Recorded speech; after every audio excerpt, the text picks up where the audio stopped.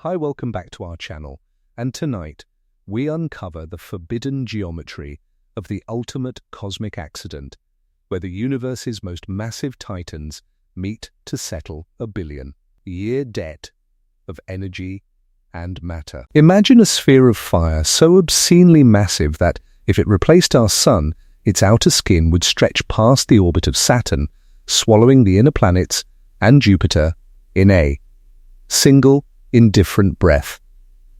Now, place another monster alongside it, a blue-white supergiant, smaller in volume but packed with the concentrated radioactive fury of a million suns. These are the hypergiants, the kings of the cosmic graveyard, and they are falling together. Traditional science tells you this is a simple explosion, a routine flash in a distant telescope. But they are hiding the terrifying truth. This is not just a collision, it is a collapse of physical boundaries. It is a moment where the heat becomes so intense it mimics the conditions of the first milliseconds of the Big Bang, and where a beam of radiation is born that can wipe life from entire sectors of a galaxy. We are about to witness the collision that shouldn't exist. The moment the largest stars in the universe stop being stars and start becoming an exhaustive argument against reality. For nearly 1 billion years, the universe is a place of profound, chilling silence. Most of the time, the largest stars we know, the red hypergiants and the blue supergiants, live lives of extreme isolation. They are the outliers of the cosmos, born in the densest, most chaotic nebulae, where they greedily drink up all the available gas until they become so massive they begin to buckle under their own gravity. To look at a star like Canis Majoris is to look at a body in a state of permanent, majestic decay. It is 1,420 times the radius of our Sun, a swollen, unstable ghost of a star that has been losing its outer layers for centuries because its gravity is simply too weak to hold onto its own skin. It is a titan on the edge of a nervous breakdown. In a normal universe, a star like this would die alone, collapsing into a supernova that would announce its end to the surrounding few hundred light years. But we are not looking at a normal universe tonight. We are looking at a rare, forbidden configuration of spacetime where two of these monsters find themselves locked in a gravitational embrace. This is the forbidden geometry. In the vast, empty hall of the galaxy, stars are usually like two dust motes floating miles apart in a darkened theater. The odds of them touching are almost zero. Yet, in the hearts of dense stellar clusters, galactic retirement homes like RSGC-1, the rules change. Here, the traffic is heavy. Here, the dead and the dying are packed so tightly that gravity begins to move them around like pieces on a chessboard. When a red hypergiant and a blue supergiant fall into each other's orbit, they aren't just two objects moving through space. They are two separate physical histories about to be violently erased. The tragedy begins long before they touch. It starts with a concept we call the invisible theft. For millions of years, these stars have been falling toward each other in a tightening spiral. But as they enter the final 100 seconds of their existence, the theft becomes absolute. Space itself begins to whisper loss. You wouldn't see it with your eyes, but the stars are paying a bill to the universe that they can never settle. Every time they orbit, they leak energy directly into the fabric of space-time, sending ripples, gravitational waves outward at the speed of light. They are literally bleeding away their motion, and as they lose that energy, the orbit tightens.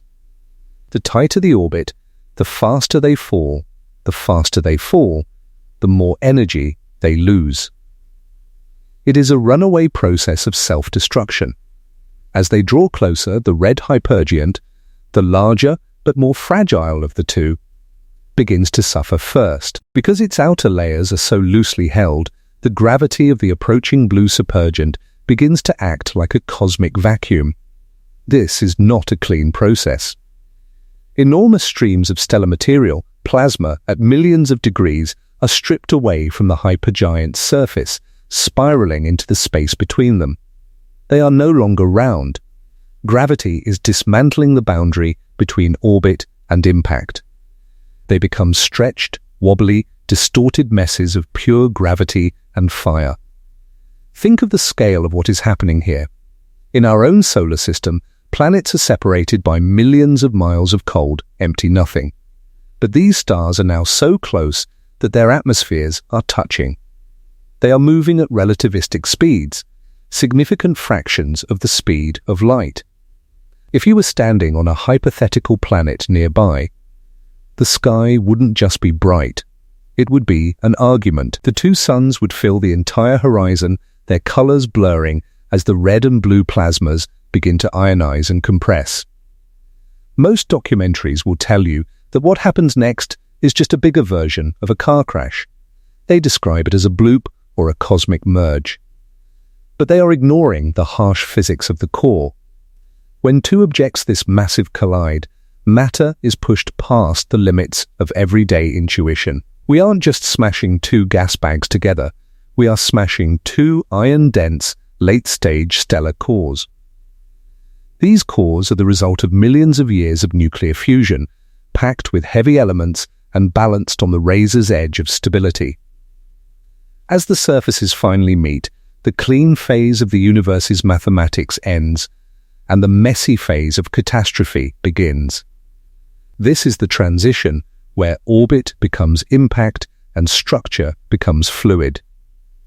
The stars do not simply hit each other, they collapse into each other. The shock waves that race through their interiors move faster than the speed of sound, tearing through the nuclei of atoms. The temperature at the impact zone spikes past 3 billion degrees. This is where the law gaps of modern astronomy begin to show. While the public is told that a black hole is the only possible outcome, the law vault of theoretical physics suggests something much more disturbing. In these first milliseconds of contact, the pressure and heat are so extreme that they might briefly recreate the conditions of the Big Bang itself. We aren't just seeing fire, we are seeing the birth of quark-gluon plasma, a state of matter where the building blocks of atoms themselves melt into a primal soup. For a fraction of a second, a small patch of the galaxy has returned to the beginning of time. But as this micro-Big Bang erupts at the center of the merger, the rest of the star is still trying to decide what to become. The merged mass is now so great that it violates every law of stellar stability. The star is screaming, not in sound, but in gravitational waves and radiation that can be felt across the entire observable universe. It is a collision that shouldn't exist because, by all rights, the universe should have found a way to prevent this much energy from being concentrated in a single point. We are now at the threshold the stars have touched. The theft of their energy is complete, and the forbidden geometry has been fulfilled. But the true horror, or the true miracle of this event, isn't the crash itself. It is what the wreckage decides to do next. Will it become a monster that devours light, or will it explode with such violence that it erases its own memory from the periodic table? As the two titans become one, the clock of the universe doesn't just tick forward, it restarts. And the first thing it produces is a sterilization beam that is already beginning to punch its way out of the debris, looking for a target. To understand the terrifying scale of the collision we are witnessing tonight, we have to travel back to a time when the universe was a lawless, claustrophobic wilderness. We often imagine the early universe as a place of pure, untouched potential, but the truth is much darker. It was a factory for monsters. Before there were galaxies, before there were planets, and long before there was life, there were the population 3 stars, the titans of the first light. These were not the stars you see when you look at the night sky today. Modern stars are polluted by the wreckage of the past, containing traces of carbon, oxygen, and iron. But the first stars were made of nothing but the primal gas of the Big Bang, hydrogen and helium. And because they were so pure, they were allowed to grow to sizes that would be physically impossible in our current era. These hypothetical giants were hundreds, perhaps even 1,000 times the mass of our Sun, burning with a radioactive fury that made the modern hypergiants look like flickering candles. They lived fast and died with a violence that reshaped the destiny of every atom in existence. In the early, dense clusters of the infant universe, space was not the vast, empty void we know today. It was a crowded, high-stakes arena where these gargantuan bodies were packed tightly together. Here, collisions were not rare accidents. They were a fundamental mechanism of cosmic evolution. While a star like Canis Majoris is an outlier in our time, a titan on the edge of a nervous breakdown, the population 3 stars were born into a regime of constant gravitational warfare. They were the original sumo wrestlers of the cosmos, locked in a system designed to erase its own separation, drawing their death sentences tighter and tighter until the inevitable moment of contact. When two of these first-generation monsters collided, the result was not a simple merger, but a nuclear reconstruction in flight. We are taught that stars are the forges of the universe, and while that is true, they are limited by a ceiling of iron. Inside a normal star, fusion builds light elements into heavier ones, but once the core reaches iron, the easy upward climb ends, the ladder runs out, and the star can no longer generate the energy needed to fight off gravity. But a collision between two population 3 titans breaks that ceiling. The impact doesn't just smash gas bags together, it creates a micro-Big Bang, where the temperature and pressure spike so high that the atoms themselves are ripped into pieces. In this chaotic state of quark-gluon plasma, the forbidden geometry of the merger allows for the R process, or rapid neutron capture. Nuclei grab free neutrons so quickly that they are pushed far beyond the limits of stability, building elements that no ordinary stellar cooking could ever produce. This is the disturbing implication that most documentaries miss.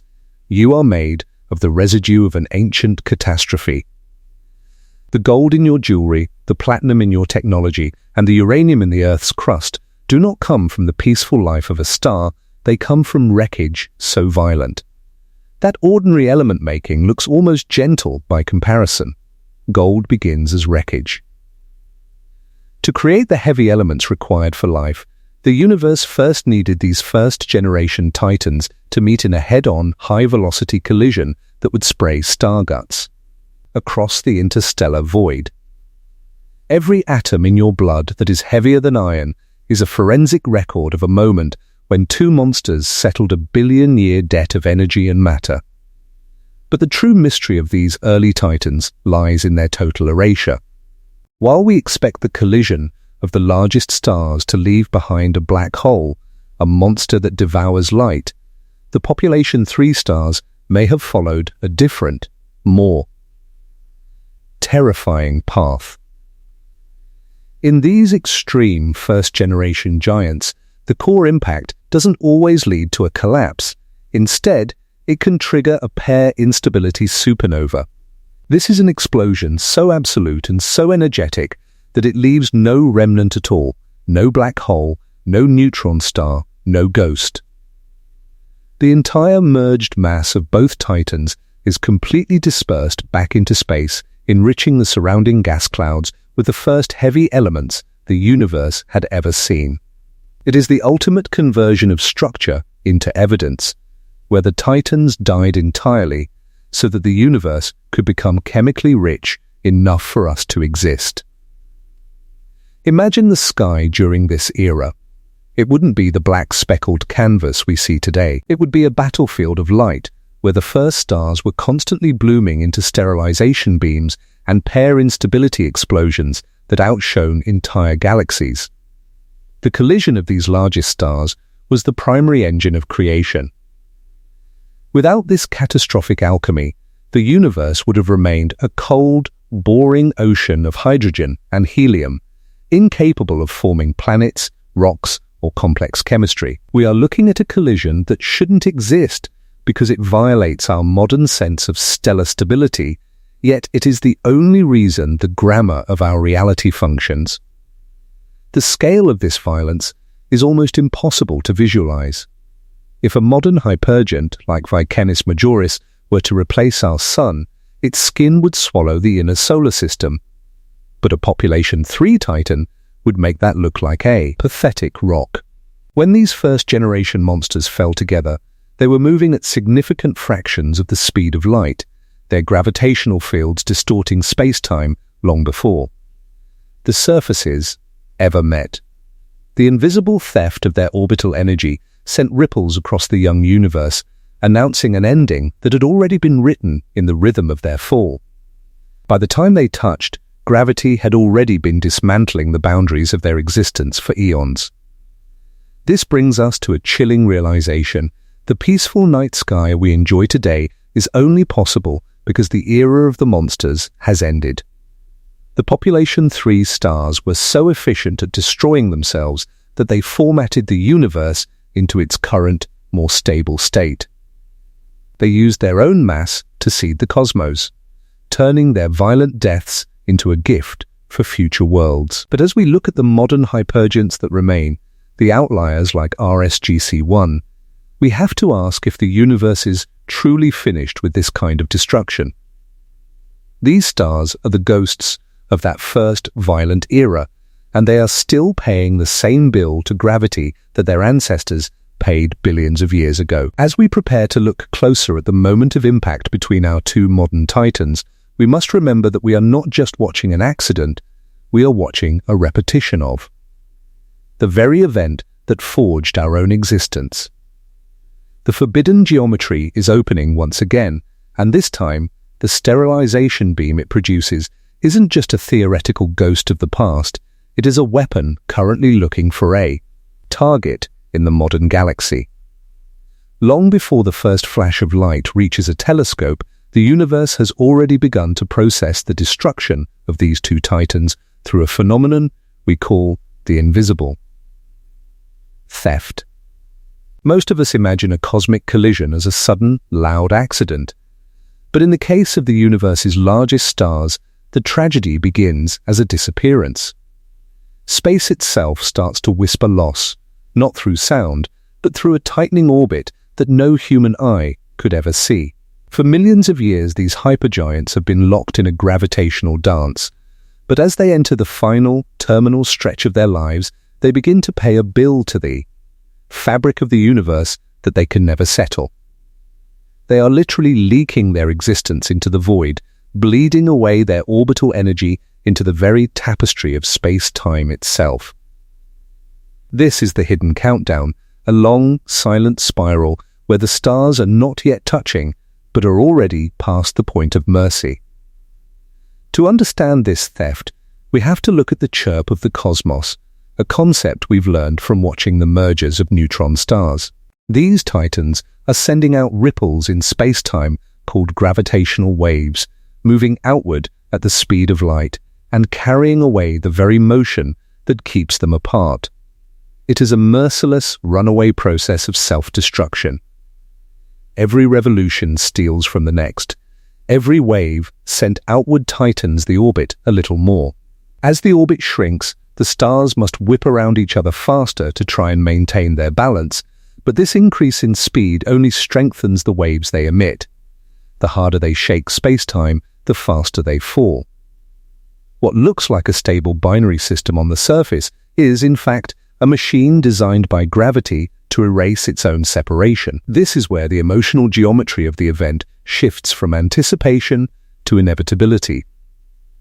If you were watching this patch of sky, you would see no swelling glare or obvious warning, only a pocket of darkness where 2 of the most extreme objects in existence are, drawing their own death sentence tighter and tighter. In the final 100 seconds, this invisible whisper becomes a roar in the language of gravity. It is a sound not in the air, but in the structure of reality itself, a rising frequency that announces not just violence, but the total surrender of the stars. They are no longer two separate entities. They are a single system with nowhere left to go, caught in a collapse of options. As they draw within the reach of one another's lethal influence, the stars stop being the pristine spheres we see in textbooks. The red hypergiant, despite its staggering size, is the more fragile of the two titans, a swollen ghost of a star held together by a gravity that is failing to keep its own skin in place. As the blue supergiant approaches, its gravity begins to act like a cosmic vacuum, and the red hypergiant begins to suffer first. This is the moment the invisible theft turns into physical dismantling. The gravity of the blue star raises monstrous tides on the hypergiant, stretching its body into a wobbly, distorted mess of fire. The boundaries between the stars are no longer clear. The space between them becomes violently dynamic as tidal forces strip away the outer layers of the hypergiant. Enormous, glowing streams of stellar material, plasma heated to millions of degrees, are torn from the surface and begin to spiral into the void between the two monsters. These aren't just small splashes. They are rivers of sunfire, long ribbons of hydrogen and helium that wrap around the stars like a funeral shroud. The red hypergiant is being bled of its mass before it is ever hit, its guts being siphoned off to feed the gravitational hunger of the approaching collision. By this stage, the stars are moving at relativistic speeds, significant fractions of the speed of light, meaning the very laws of motion are beginning to warp around them. Their atmospheres are no longer separate. They are already touching, puffing into each other like smoke clouds preparing for a fight. The sky around them is no longer empty. It is filled with the debris of the theft, a chaotic halo of gas and radiation that hides the cause from view. This is the phase of the merger that most people ignore because it isn't explosive in the traditional sense, but it is perhaps the most disturbing. It is the realization that gravity has been dismantling the identity of these stars for eons before the actual impact. The stars have become an argument against their own existence. They are stretched, strained, and being pulled toward a shared fate that neither can survive intact. Every atom in their outer layers is being forced through a narrowing corridor of physics, where the distinction between orbit and impact has finally dissolved. We often think of space as a stage where events happen. But here, space is the predator. It is the force that is actively stealing the energy, the shape, and the future of these titans. The chirp of their descent is reaching its highest pitch, a final high-frequency rush before contact. The invisible theft is almost complete, and the stars have spent their entire budget of energy just to reach this point. They are no longer celestial bodies. They are two falling weights about to hit the bottom of the universe's well. The clean phase of mathematics, where we can predict their paths with orbits and equations, is ending. The grammar of the universe is about to break. The streams of stellar material are now so thick and the stars so close that the system has entered a regime where ordinary pictures of the universe fail us. The two suns fill each other's horizons, their colors blurring into a single, ionizing mess of plasma and pressure. They are not just two objects hitting, they are two physical histories about to be violently erased and rewritten. The fuse has burned down to the core. The invisible theft has taken everything it can, and now there is nothing left for the Titans to give except their lives. We are at the final millisecond before the micro-Big Bang, where matter will stop being an object and start becoming a catastrophe. The moment of contact is not a crash. In the crude shorthand of our everyday world, we imagine two objects striking one another like billiard balls, but when the largest stars in the universe meet, the word collision is far too clean for the reality of what unfolds. What we are actually witnessing is the sudden, violent collapse of several physical boundaries at once. Orbit becomes impact. Structure becomes fluid. Most importantly, matter becomes an argument, a desperate, high-stakes negotiation where the fundamental laws of nature debate whether this new, impossible object is even allowed to exist. As the outer layers of the red hypergiant and the blue supergiant finally touch, the clean phase of the universe's mathematics, the predictable orbits and stable physics, comes to a screeching, chaotic end. This is the transition into what we call the messy phase of the catastrophe. In the final milliseconds before the cores meet, the sheer kinetic energy of the impact is so great that the very identity of the stars begins to dissolve.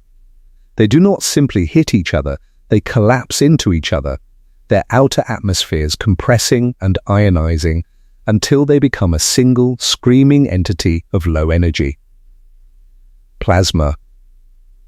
But the true horror is happening deeper down. Beneath the surface layers of glowing gas, the two iron-dense, late-stage stellar cores, the result of millions of years of nuclear struggle, are hurtling toward a head-on meeting at a significant fraction of the speed of light. When these two cores meet, matter is pushed past the limits of human intuition. Inside a normal star, there is a peaceful balance. The outward pressure of nuclear fusion fights against the inward crush of gravity. But in this impact zone, that balance is not just broken, it is obliterated. The pressure spikes to levels that defy the standard model of physics. This is where we see the forbidden geometry of the merger fulfill its dark promise. The temperature at the point of contact screams past 3 billion degrees. At this heat, the atoms themselves, the very building blocks of the stars, begin to fall apart. Their nuclei are ripped into pieces, and the flood of neutrons released is so dense it turns the entire impact zone into a radioactive forge. This is the moment of the micro-Big Bang. While most documentaries will tell you that the collision simply creates a bigger fire, they are ignoring the exotic reality of the impact core. For a fraction of a second, the pressure and heat are so extreme that they briefly recreate the conditions of the universe as they were just milliseconds after the Big Bang itself. We are witnessing the birth of quark-gluon plasma, a primal soup where the boundaries that hold protons and neutrons together melt away entirely. In this localized patch of the galaxy, the clock of reality has literally been rewound to the beginning of time. Matter has lost its structure and returned to its most basic, chaotic form, becoming a state of matter that cannot be sustained in any laboratory on Earth.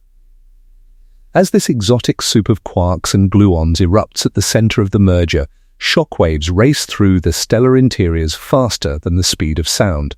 These are not mere waves of heat, they are waves of reconstruction, tearing through nuclei denser than anything we can conceive. The stars are no longer behaving like celestial bodies, they have become a battlefield of competing outcomes. Some material is flung outward in violent, relativistic splashes, while other parts are plunged inward toward the center, feeding a core that is quickly becoming too massive for its own stability. In this moment, the star is screaming, not in a sound that could travel through air, but in gravitational waves and radiation that can be felt across the entire observable universe. It is a collision that shouldn't exist because, by the rules of cosmic stability, the universe should have found a way to prevent this much energy from being concentrated in a single, agonizing point. The invisible theft of the orbit is over, and the debt is being settled in a currency of pure destruction. Space-time itself is being stretched and flexed like a rubber band about to snap, as the wobbly, distorted mess of the merged star tries to find a new shape. We have crossed the threshold where matter has become an argument. The question being asked in the center of this fire is simple. Can anything at all survive this? If the combined mass is too high and the internal resistance too weak, the entire structure will fall into a black hole almost immediately. But if the rotation, the heat of the impact, and the sheer stiffness of this exotic matter can push back, the star might buy itself a few more seconds of life. It is a trial of endurance under a death sentence. The outer atmospheres are being blasted outward at thousands of kilometers a second, creating a chaotic halo of gas that hides the core from the view of any distant telescope. Inside that shroud, the forbidden geometry is finalizing its work. The merged object is no longer two stars, but it is not yet a black hole. It is a remnant in crisis, a body that exists in a state that nature forbids for anything longer than a blink. It is surviving procedurally, spending its remaining energy budget just to keep gravity at bay for one more millisecond. This is the ultimate revelation of the impact. Destruction has become a measuring instrument. By watching how this star fails, by seeing how the quark-gluon plasma resists, and how the shockwaves reorganize the wreckage, we are learning the true limits of what matter can endure. The bloop of a merger that the competitors describe is a lie. What is actually happening is a nuclear reconstruction in flight, an event so violent that it makes the birth of a normal star look like a whisper in the dark. The fuse has burned all the way down, and the argument between gravity and matter is reaching its final verdict. The micro-Big Bang has set the stage, and the star guts are being sprayed across the interstellar void. But as the wreckage begins to settle, a new problem emerges. The star has survived the impact, but it has created something even more dangerous, a central engine that is about to decide the fate of every planet in this sector of the galaxy. The collision wasn't the end. It was the birth of a monster that is already beginning to look for a target. The blinding flash of the impact subsides, leaving behind a white, radioactive silence where the laws of physics are waiting for a verdict. In most cosmic collisions, the answer is instantaneous. The combined mass of the titans is too great, and gravity wins the argument without a fight. But in the rare, forbidden configuration of the super-titan, the central remnant refuses to stay dead. This is the phase of endurance under sentence, a brief, violent interval where the merged core occupies a narrow and volatile territory between a functioning star and a gravitational ghost. It is a body that nature forbids for anything longer than a blink, and yet, for a handful of seconds that rewrite the future of the galaxy, it persists. This remnant is not a star in any sense that we recognize. It has no stable layers, no peaceful fusion cycle, and no predictable heartbeat. Instead, it is a remnant in crisis, a hyper-massive entity that is surviving procedurally. To an outside observer, it would look like a lurching, deformed sphere of fire, shaking after the impact and undergoing extreme oscillations. It is a battlefield of competing outcomes where every support mechanism nature can muster is thrown into a desperate, losing battle against collapse. The first line of defense is the sheer frenetic energy of the collision itself, differential rotation. When the two stars smashed together, they didn't just merge their mass, they merged their motion. The new core is spinning with such obscene velocity that the centrifugal force acts like a temporary shield, pushing outward and fighting the crush of gravity. But this rotation is not uniform. Different layers of the remnant are whipping around at different speeds, creating a friction that generates intense internal heat. This emergency measure is what allows the super-titan to resist becoming a black hole in the first millisecond. Heat is the second pillar of this unstable reprieve. The impact zone, which reached temperatures exceeding 3 billion degrees, has turned the core into a pressure cooker of stiff matter. The micro-Big Bang may have cooled, but it has left behind a reservoir of thermal energy that helps keep the structure inflated. However, unlike the Sun, which has a billion-year budget of fuel, this remnant is spending from a budget that cannot be replenished. It is buying time from gravity, and the price is its own existence. Every second the remnant survives, it is bleeding its soul into the void. Neutrinos, ghostly particles that carry away immense amounts of energy, are flooding out of the core, carrying away the heat that is keeping the star alive. Magnetic stresses are transporting angular momentum away from the center, slowing the star's rotation. The very mechanisms that are preventing collapse are also the ones that are ensuring it will eventually happen. It is a tragic loop. To stay alive, the star must spend the very energy that allows it to stay alive. This delay, this short reprieve, is not a trivial detail in the story of the collision. It changes everything.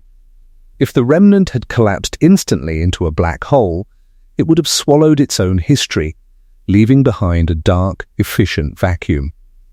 But by hanging on for those extra moments, the super-titan becomes an active engine that reshapes the wreckage around it. It irradiates the surrounding clouds of gas with a flood of neutrinos, subtly changing the chemical composition of the star guts that were sprayed out during the impact. This one adjustment in the nuclear chemistry of the aftermath is the difference between a universe with gold and a universe without it. Inside the core, matter is being forced through a narrowing corridor of physics. This is the trial of the equation of state, the hidden rulebook that determines how much pressure matter can actually generate when it is squeezed past the density of an atomic nucleus. If the matter is stiff, the remnant can endure for longer, pushing back against the sentence of gravity with more authority. If the matter is soft, the reprieve is over before it begins. We are watching a material test on a cosmic scale where the stiffness of the universe's foundation is being decided in real time. As the seconds pass, the struggle becomes more desperate. The remnant's shape is no longer a sphere. It is a stretched, wobbly, distorted mess of pure gravity and fire. The invisible theft that began long before contact is now happening from within, as gravitational waves carry away the last of the remnant's orbital motion.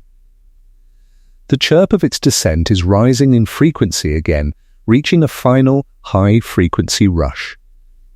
The star is no longer choosing whether to collapse. Collapse is slowly stripping away the reasons it has not yet collapsed.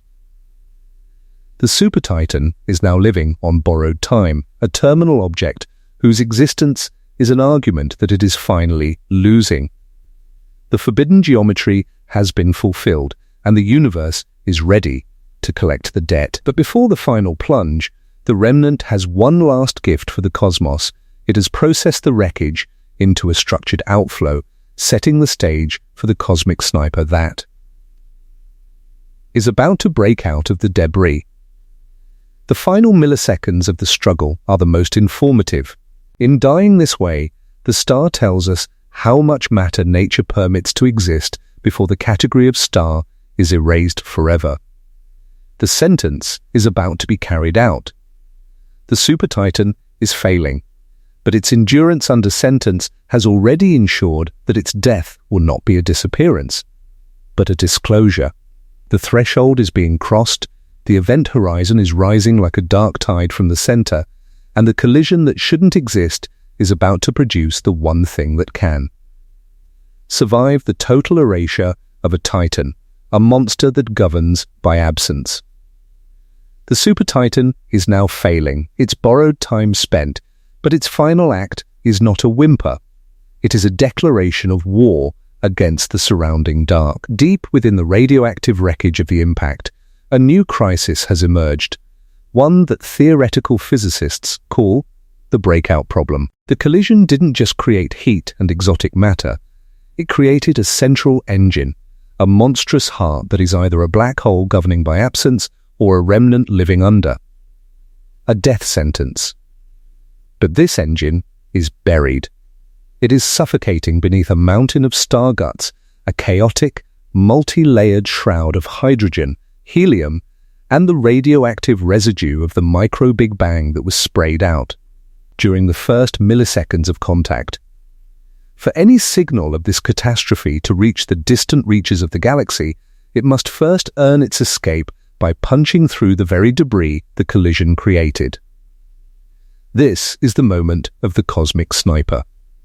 Inside the collapsing core, the forbidden geometry reaches its most lethal configuration. As the merged mass churns and oscillates, its magnetic fields are twisted and amplified beyond any standard stellar scale, coiling like a spring under impossible tension. If these magnetic fields align along the star's axis of rotation, the engine finds its path.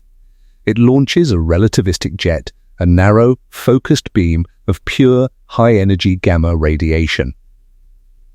This is not a simple explosion that radiates in all directions like a light bulb. This is a directional weapon, a cosmic laser that concentrates the fury of two dying hypergiants into a single, terrifying line. But the breakout is a struggle of attrition. The jet does not simply appear in space. It must burrow through the surrounding cocoon of stellar material. We are witnessing an argument between the engine's power and the debris' density. As the jet plows into the heavy neutron-rich ejector, it creates a hot, energized sheath, a cocoon of shocked material that glows with its own violent light. For a few agonizing moments, it is unclear if the jet will succeed or if it will be choked. Its energy dissipated into the star's own wreckage, turning the entire event into a brilliant but contained fireball. But when the magnetic alignment is perfect and the engine is sufficiently massive, the jet finally wins. It punches through the outer skin of the debris, breaking out into the vacuum of space with a velocity nearly reaching the speed of light. The result is the most energetic phenomenon in the known universe, a directional gamma-ray burst. Imagine a beam of radiation so intense that it outshines all the light from every star in the visible galaxy combined, yet it is narrower than a needle in the context of the cosmic web. This is where the visual of a cool celestial event transforms into a narrative of galactic horror. Because the beam is so tightly focused, its lethality is directional. From the side, an observer might see the fading glow of the wreckage, a kilonova of gold and platinum. But for any world caught directly in the cosmic sniper's crosshairs, the story ends differently. This beam is a sterilization beam, a weapon currently looking for a target in the modern galaxy. If this laser were to pass through a star-forming region or a solar system thousands of light years away, its energy would not just be bright, it would be transformative. It could strip away the protective atmospheres of planets, ozone layers vanishing in a heartbeat, leaving any surface life exposed to the raw, radioactive hate of the cosmos. It turns the collision into a galactic sniper shot, where the death of two titans in one sector of the galaxy can effectively rewrite the biological history of another. This is the directional lethality that most documentaries ignore, choosing to focus on the pretty colors of the debris while failing to mention that the most dangerous part of the collision is the part you can only see if it is already too late.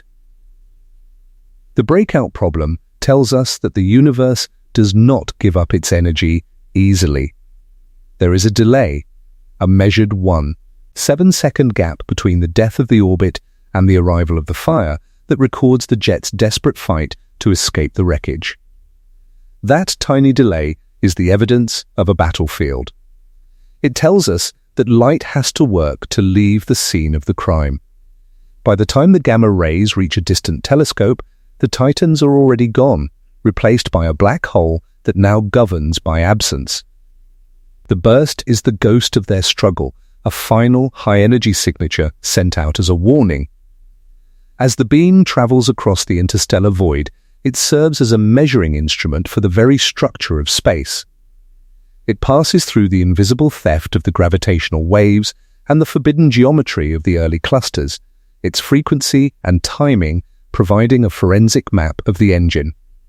That birthed it, but for the civilizations that might reside in its path, it is simply a collision that shouldn't exist announcing itself with the force of 1 trillion suns.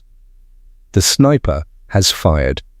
The laser is moving through the galaxy at the ultimate speed limit, a column of light that turns destruction into a permanent record. The breakout is complete.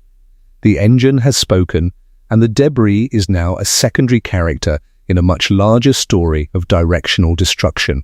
The cosmic sniper has ensured that the death of the largest stars is not an isolated incident, but a potential extinction event that connects distant corners of the galaxy through a single, focused thread of radiation.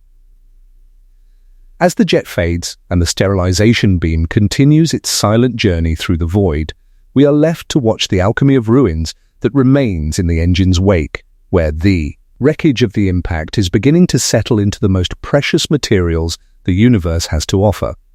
As the cosmic sniper fades and the sterilization beam continues its silent, lethal journey through the void, we are left to sift through the remains of the two titans.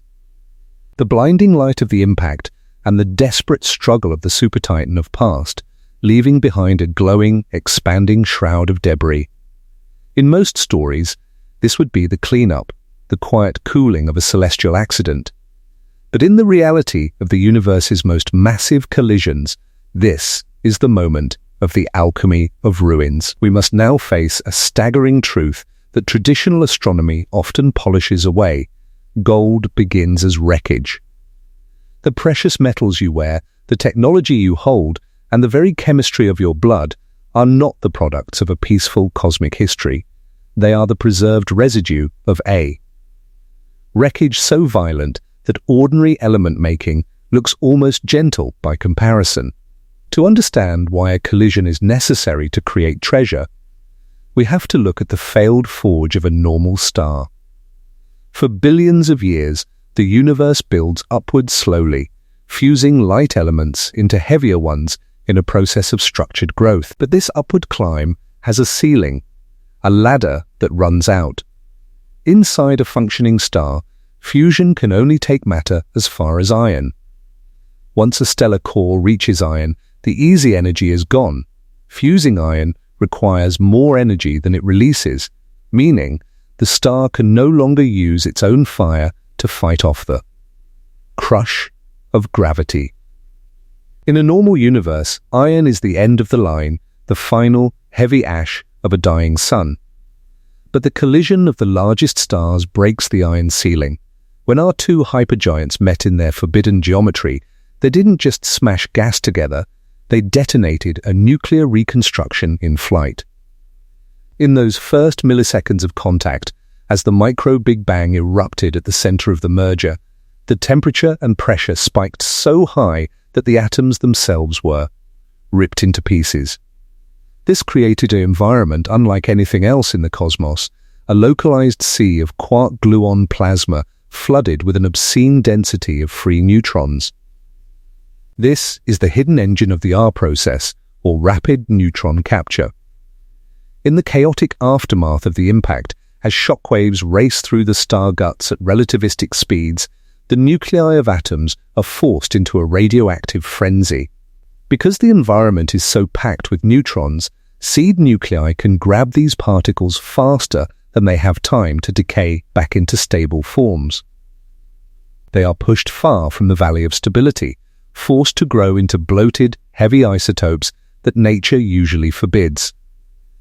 This is how the universe manufactures the heavy elements that a peaceful star cannot, by driving matter into a state of extreme instability and then letting the subsequent decay reshape it into gold, platinum, and uranium. The shockwaves themselves are the tools of this reconstruction. They are not merely waves of heat, they are waves of reorganization. As they plow through the expanding debris, they sort the wreckage by speed and composition. This is why the alchemy of ruins is not a uniform process. The material that remains closest to the central engine is bathed in a flood of neutrinos, which subtly changes the balance between protons and neutrons. This one adjustment, the remnant's final gift, is what determines the final chemistry of the debris. If the supertitan survives for even a few milliseconds longer, it processes the surrounding matter into a lanthanide poor mixture, leading to a brighter, bluer glow. If it collapses instantly, the material remains neutron-rich, building the heaviest, most light-blocking elements in the periodic table. What we are witnessing is a battlefield of competing outcomes. The gold in your jewelry didn't just appear, it was forged in matter that has first been torn apart from one of the densest objects in the universe and then forced to rebuild itself while flying outward from catastrophe. This is a forensic record of a billion-year debt being settled in a currency of pure destruction. The universe is not a peaceful gardener. It is a violent recycler that uses the death of its titans to format the cosmos into a chemically rich environment where life can finally exist. This reveals a disturbing psychological engagement with our own reality. We often think of the heavy elements as ornaments, luxuries added to the universe after the important physics was finished. But the alchemy of ruins proves that these elements are the residue of the important physics. They are the atoms whose history runs through events like this, carrying the memory of the micro-Big Bang and the remnant struggle in their very structure. Every time you look at a gold coin, you are looking at a piece of a collision that shouldn't have existed, an event that shattered the laws of stellar stability just to leave behind a few grams of heavy matter. The scale of this catastrophic alchemy is difficult to overstate. The wreckage of our two hypergiants is now spreading across the interstellar void, seeding the surrounding gas clouds with fresh uranium, platinum, and gold. Over ions, this enriched dust will mix with other nebulae, eventually collapsing into new stars and, crucially, new planets. The mountains of those future worlds, their oceans, and the very hands of the beings that might one day inhabit them will be built from the star guts we are watching today. The achievement of this forge is real, but its origin is merciless. To make a single gold atom, the universe first required two titans to spend eons in a silent spiral of energy loss, only to meet in a head-on, high-velocity impact that erased their separate histories. The alchemy of ruins is a story of conversion, not disappearance. It is the process by which the universe turns the total erasure of a titan into the foundation for a future world. By the time the wreckage finally cools and the kilonova glow begins to fade, the stars are gone, and the super titan has likely surrendered to its final sentence, the formation of a black hole. But the debris remains as a confession that arrives after the witness has disappeared. The titans died entirely so that the universe could become chemically complex enough to support you.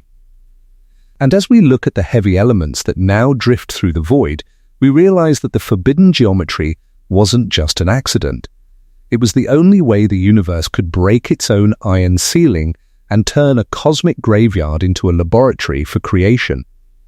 The alchemy of ruins is complete and the wreckage has become evidence, but the universe is not done with its total erasure. We must now look at the final, most terrifying possibility, an explosion so absolute it leaves no survivor at all. We have been told a neat, efficient story about the end of the universe's titans, that when two monsters collide, gravity simply wins, and a black hole is the inevitable, dark verdict.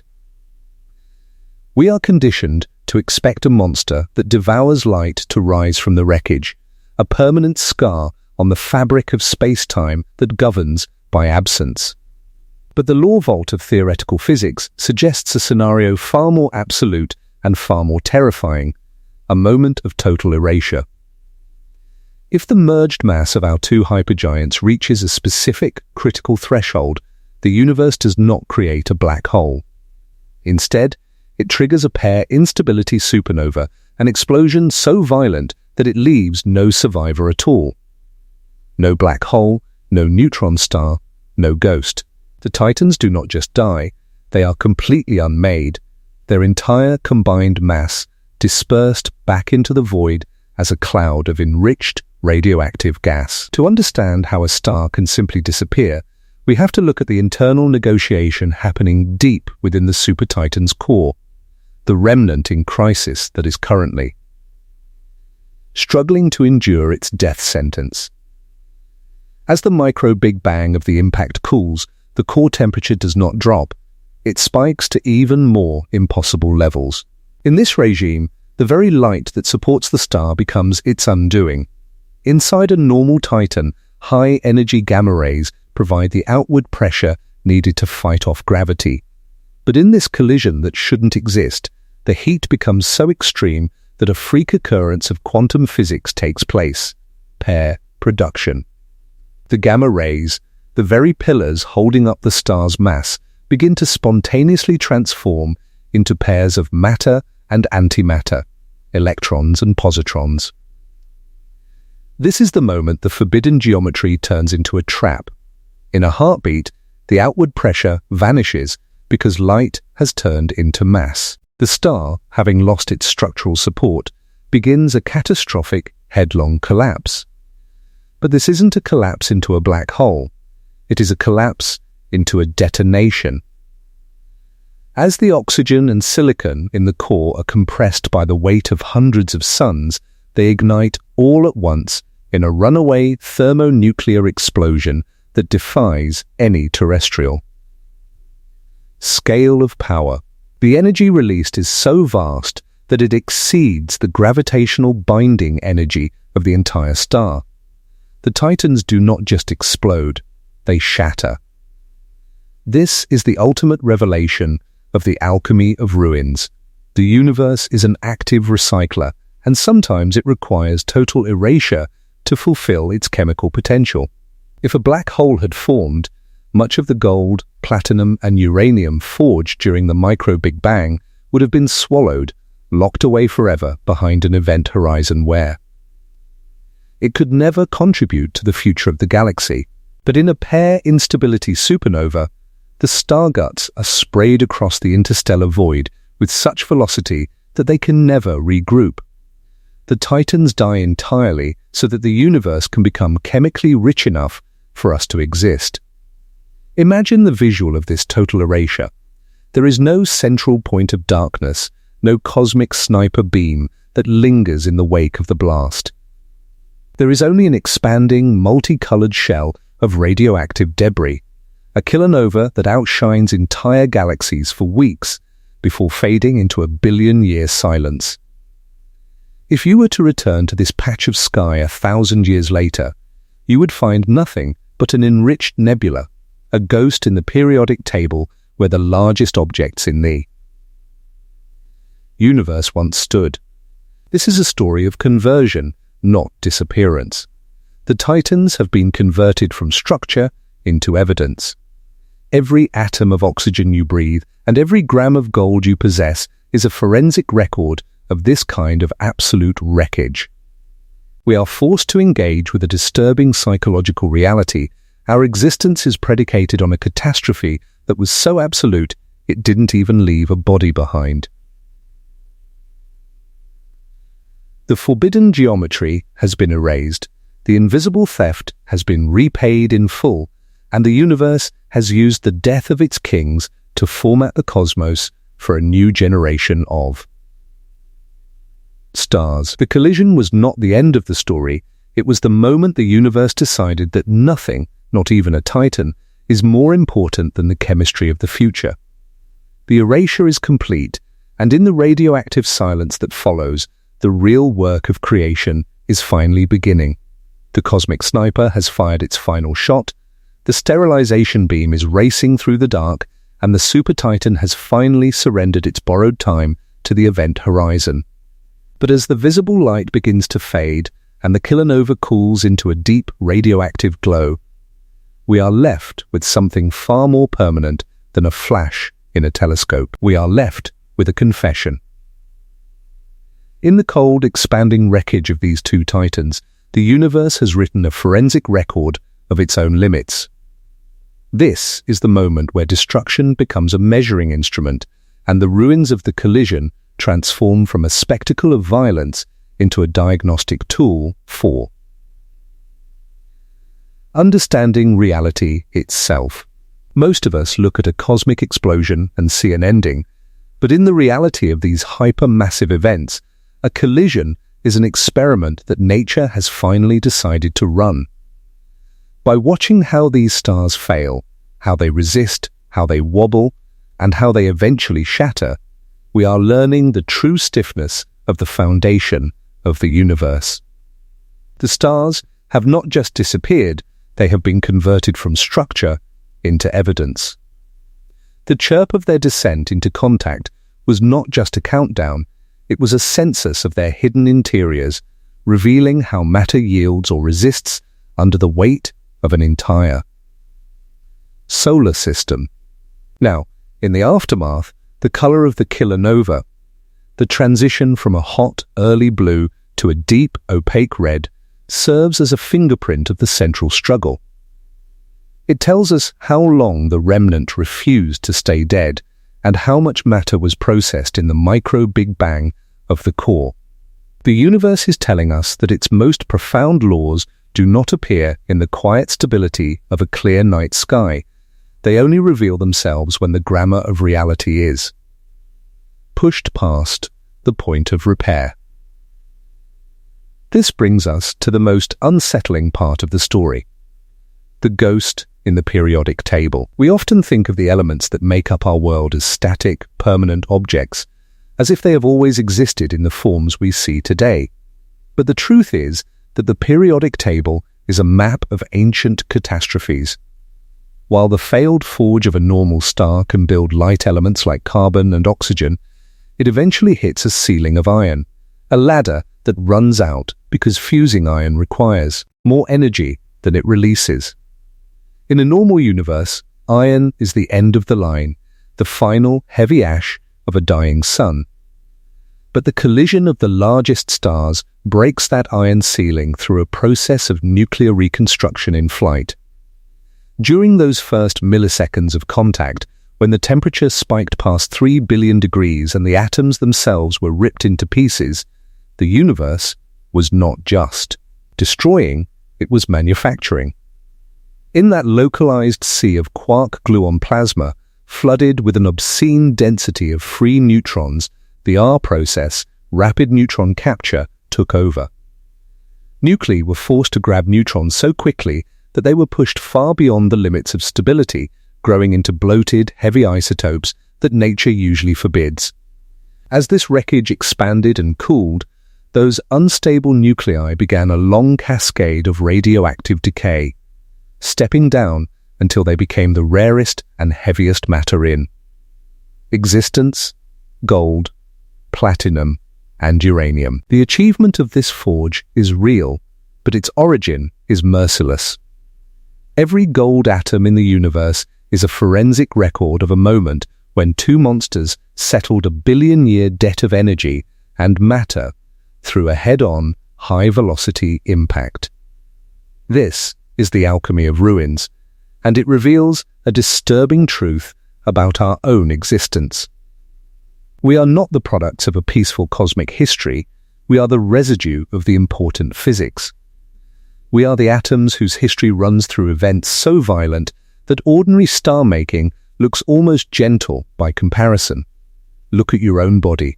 The iron in your blood, which carries oxygen to your cells, was the final ash of stars that died billions of years ago. But the heavier elements, the iodine in your thyroid, the zinc in your enzymes, the traces of gold and platinum that exist in your chemistry, those are the star guts of a collision. That shouldn't have existed. Your very hands are built from the wreckage of titans that had to be torn apart so that the universe could become chemically complex enough to support you. The mountains of our world, the oceans we sail, and the technology we hold are all the preserved residue of a micro-Big Bang that happened eons before our solar system was even a cloud of dust. This is the ultimate conversion. A death event has become an origin event. The forbidden geometry that led to the total erasure of these two stars was the only way the universe could format the cosmos into a chemically rich environment. The universe does not hide its deepest workings only in serenity, it hides them in catastrophe. It uses destruction to seed the interstellar void, turning a cosmic graveyard into a laboratory for creation.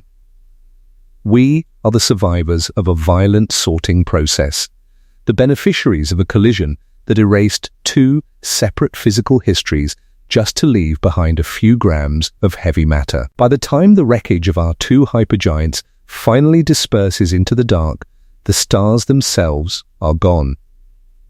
The super titan has surrendered to the black hole, and the cosmic sniper has faded into the background radiation of the galaxy. But the debris remains as a confession that arrives after the witness has disappeared. Every atom in your blood that is heavier than iron is a forensic record of that struggle, carrying the memory of the remnant's final gift in its very structure. The ghost in the periodic table is not a metaphor, it is a physical reality. You are a living map of the universe's most extreme failures. We have spent this time watching the largest things in the universe collide, expecting to see a spectacle of destruction. But as we look at the ruins, we realize that the true meaning of the merger is not that it destroys, but that it discloses. It is a demonstration that the universe is intelligible even in its most violent regimes, provided something terrible enough happens to force the hidden structure into the light. What began as a disappearance has ended as a disclosure.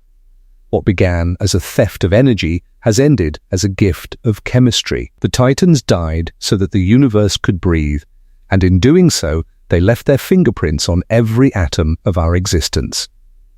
We are now at the final synthesis, where the collision of the largest stars is no longer just an end, but the moment the universe decided that nothing, not even a Titan, is more important than the chemistry of the future. We have reached the end of the line, yet in the physics of these Titans, the end is merely a shift in perspective. What began as a disappearance, the silent, eons-long theft of energy into the ripples of space-time, has ended as a total disclosure of the universe's most guarded secrets. For millions of years, the two hypergiants existed as separate physical histories, locked in a silent spiral that seemed to be a simple countdown to oblivion. We watched as they paid a bill to the fabric of the universe that they could never settle, leaking their existence into the void before a single spark of light ever reached a telescope. But we now realize that this invisible theft was not an act of subtraction, but a setup for an exhaustive argument against reality itself. The Titans did not simply vanish, they were converted from structure into evidence. Throughout this journey, we have seen that destruction is not a byproduct of these events. It is a measuring instrument. When the Super Titan struggled in its endurance under sentence, it wasn't just a dying star fighting for a few more seconds of life. It was a materials test on a cosmic scale. Every millisecond that the merged core refused to stay dead provided a census of its hidden interior, forcing matter to reveal its true equation of state, the hidden rulebook that determines how much pressure matter can bear before the category of star is erased forever. The universe is telling us that its most profound laws do not appear in the quiet stability of a clear night sky. They only reveal themselves when the grammar of reality is pushed past the point of repair. The collision that shouldn't exist became the only way to read the law from the wreckage. Consider the cosmic sniper and the micro-Big Bang we witnessed. The gamma-ray burst that punched through the debris wasn't just a sterilization beam of galactic horror, it was a high-energy signature sent out as a warning, a forensic map of the engine that birthed it. The 7-second delay between the death of the orbit and the arrival of the fire recorded a desperate struggle for light to earn its escape from the scene of the crime. Even the colors of the resulting kilonova, the transition from a hot, early blue to a deep opaque red, served as a fingerprint of the central struggle, telling us exactly how much matter was processed in the radioactive forge of the core. The light is honest, but it arrives as a confession that only appears after the witness has disappeared. This leads us to the most intimate revelation of all, the ghost in the periodic table. We often think of the world around us as a collection of static ornaments, but every atom, heavier than iron, is a preserved residue of the important physics we have explored. Tonight, the gold in your jewelry, the platinum in your phone, and the iodine in your blood did not come from a peaceful cosmic supply chain. They are wreckage so violent that ordinary element making looks almost gentle by comparison. To make a single gold atom, the universe first required two titans to meet in a head-on, high-velocity impact that shattered the iron ceiling of the stars. Every heavy element in your body is a forensic record of a billion-year debt being settled in a currency of pure destruction. In the case of total erasure, the pair instability supernova, we saw the ultimate act of cosmic recycling. If these monsters had simply collapsed into black holes, they would have governed by absence, swallowing their own history and locking away the star guts forever behind an event horizon. But by choosing to shatter completely, they dispersed their entire mass back into the void, seeding the interstellar clouds with the first heavy elements the universe had ever seen. The titans died entirely so that the universe could become chemically rich enough for us to exist. What first looked like an annihilation of two giants turns out to be the disclosure of our own origin. We are the survivors of a violent sorting process. Your very hands are built from the wreckage of titans that had to be torn apart so that the universe could format the cosmos into a laboratory for creation. The mountains of our world, the oceans we sail, and the technology we hold are all the preserved residue of a micro-Big Bang that happened eons before our solar system was even a cloud of dust. We are living maps of the universe's most extreme failures. The forbidden geometry wasn't just a rare accident, it was a physical necessity for the chemical construction of the future. This is the final synthesis of the story. The collision of the largest stars isn't just an end, it is a conversion of structure into evidence and a gift of chemistry to the dark. The titans did not vanish into nothingness, they vanished into us. They converted their separate physical histories into the atoms of our existence, ensuring that their fingerprints would remain on every part of our world. What began as a disappearance, a loss of orbital energy in the darkness, has ended as the clearest window humanity has ever had into the foundation of reality. As the radioactive silence settles over the galactic graveyard and the enriched nebula begins its billion-year wait to become a new star, we must accept the cost of our reality. The universe does not hide its deepest workings only in serenity, it hides them in catastrophe. It uses the total erasure of its kings to seed the void and start the clock of the universe anew. Tonight, we have watched the titans settle their debt, and in their wreckage, we have found our own beginning. The collision is complete, the disclosure is absolute, and the atoms of the stars are finally home.